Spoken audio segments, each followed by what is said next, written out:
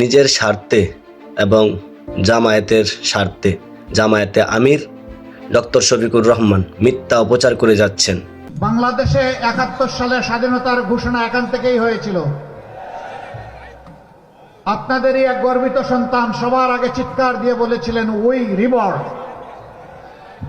তিনি হচ্ছেন এলডিপির সম্মানিত সভাপতি ডক্টর কর্নেল অলি আহমদ বীর বিক্রম।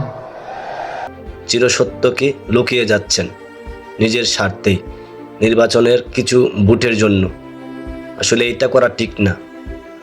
বাংলাদেশের মেজর জেনারেল জিয়াউর রহমান যেখানে স্বাধীনতার ঘোষণা দিয়েছিলেন চট্টগ্রাম বেতার কেন্দ্রীয় থেকে, এই চিরসত্য কথাটা বিগত ১৭ বছরও ফ্যাসিস্টরা লুকাতে পারেনি।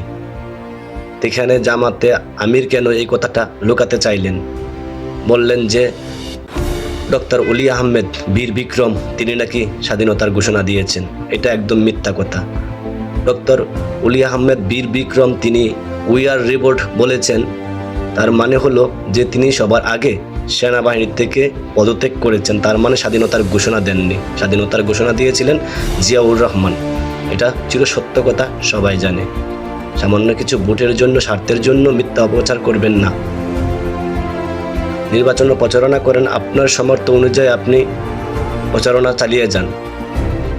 আপনি যদি এই কথাটা বলতেন যে এখান থেকে ডক্টর অলি আহমেদ বীর বিক্রম তিনিও ছিলেন জিয়াউর রহমানের সাথে, জিয়াউর রহমান যখন স্বাধীনতার ঘোষণা দিয়েছিলেন, তাহলে তো আপনার সুনামটা আরও বেড়ে যেত।